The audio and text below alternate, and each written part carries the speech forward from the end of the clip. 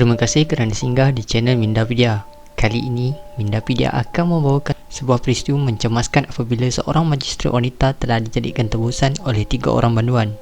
Peristiwa ini berlaku sekitar tahun 1987 dan tidak pernah berlaku peristiwa ini seumpamanya dalam sejarah sebuah penjara di Malaysia.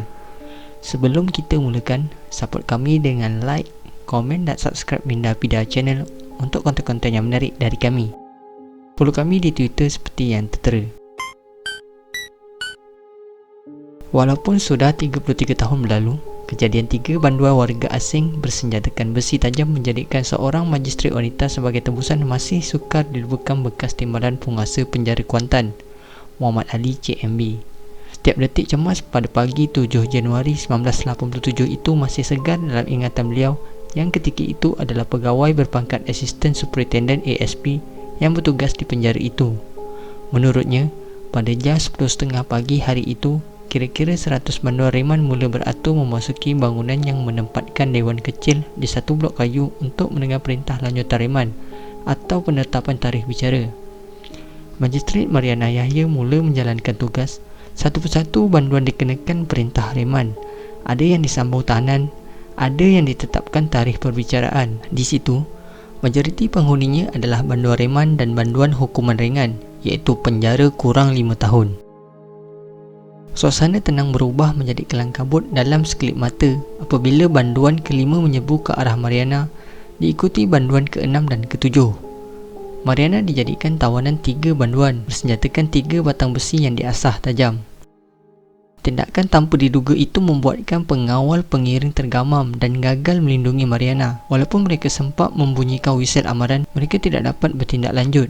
Semuanya berlaku begitu pantas. Situasinya cukup jelas. Mariana menjadi tebusan kepada 3 banduan warga Indonesia, iaitu Ahmad Muhammad Noor, Agus Salim serta Ahmad Sulaiman.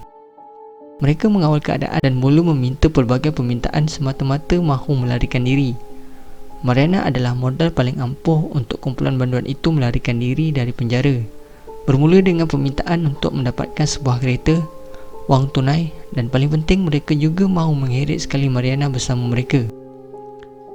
Ketiga-tiga banduan itu termasuk seorang pekerja ladang di sekitar Jantot Pahang dikatakan ditahan reman kes samun dan rogol. Episod drama tebusan itu mula menarik perhatian semua pihak, termasuklah penguasa kanan penjara Kuantan, Abdul Rahim Osman, yang ketika itu berada di pejabatnya yang terletak kira-kira 30 meter dari blok yang menempatkan bilik sementara kes perintah reman itu. Menurut Muhammad Ali, keadaan penjara Kuantan itu sendiri yang terlalu uzur memudahkan banduan bertindak untuk melarikan diri dengan pelbagai cara, termasuk menawan tebusan. Sebelum kejadian, beliau bekerja shift malam dan pada awal pagi itu dia masih sempat menyelesaikan kerja di bahagian rekod.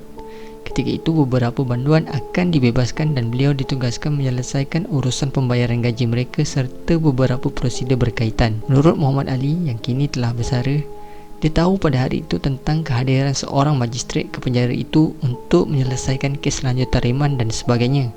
Dia yang telah pulang ke rumah pada pagi itu tiba-tiba telah dimaklumkan dengan satu kes banduan menawan magistrate di penjara itu.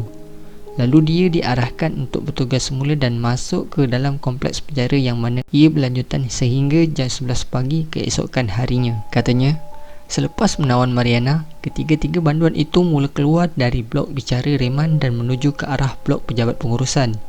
Walaupun cuba dihalang, mereka mengunggut akan menikam tebusan dengan besi tajam jika permintaan mereka tidak dipenuhi. Pengawal penjara terpaksa akur demi menjaga keselamatan Mariana. Banduan itu kemudiannya menjadikan pejabat pengurusan sebagai bilik tawanan.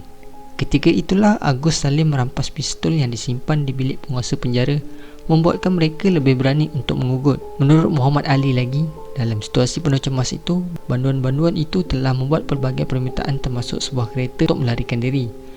Dia dan pasukannya ketika itu cuba melengahkan mereka sebaik mungkin sementara bantuan pakar tiba. Kemudian, satu unit pasukan tindakan khas tiba bersama Ketua Pengarah Penjara, Datuk Ibrahim Muhammad. Mereka mengambil kedudukan strategik termasuk di bilik rekod yang terletak 30 meter dari bilik tawanan. Perunding penjara diketuai Ibrahim berjaya melengahkan mereka dan cuba memujuk supaya menyerah diri serta membebaskan Mariana. Mereka telah banyak memberikan alasan, termasuklah semua permintaan itu mesti mendapat kelulusan pihak atasan dan mengambil masa yang lama. Strategi itu berjaya mengganggu fokus banduan dan melemahkan mereka dari aspek psikologi kerana terpaksa berjaga sepanjang malam berikutan bimbang diserbu anggota UTK. Mereka menunggu 24 jam sehinggalah apabila KP Ibrahim berunding secara bersemuka. Ketika itu, Ahmad Mohamad berada berhampiran tingkap, manakala Agus dan Ahmad berada di ruang pejabat. KP terus membujuk tetapi Ahmad bertindak agresif, cuba mencekak pakaian dan menarik Ibrahim ke dalam pejabat. Mereka bergelut dan anggota UTK menyerbu masuk. Muhammad Ali terdengar beberapa das tembakan dan 2 banduan tumbang serentak. Ahmad Mohamad, banduan yang masih hidup, telah ditahan dan Agus Salim serta Ahmad Sulaiman mati di situ juga. Mariana selamat daripada situasi itu dan cuma mengalami luka kecil di leher akibat terkena besi tajam. Keadaan Mariana ketika itu sangat trauma, tapi mujur atas keberanian UTK dan Ibrahim, beliau telah berjaya diselamatkan.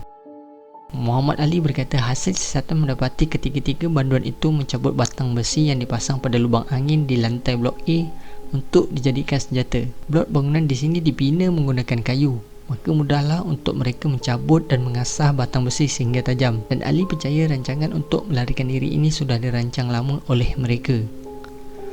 Muhammad Ali juga percaya Agus Salim yang mencuri pistol sebenarnya tidak tahu menggunakan senjata api dan cuma mengacah-ngacah untuk menakutkan warden yang cuba mendekati mereka. Hujah itu ada logiknya kerana ketika perbicaraan ke atas Ahmad Mohamad pada tahun 1992, Mariana mendedahkan beliau terdengar perbualan mereka yang menyebut perkataan tarik, tekan dan lepas, merujuk pada cara penggunaan pistol. Ahmad Mohamad Noor didakwa bersama Agus Salim dan Ahmad Sulaiman menculik dan mengurung Mariana dengan niat menjadikannya tebusan di antara jam 11.30 pagi pada 9 Januari dan 11.55 pagi keesokannya. Ahmad, bekas pekerja ladang di Jerantut, dituduh mengikut Akta Culik 1961 yang membawa hukuman mati atau penjara seumur hidup dan disebat jika sabit kesalahan. Tuduh dihukum mati oleh Mahkamah Tinggi selepas mendapati bersalah memiliki senjata api mengikut kanun kesiksaan.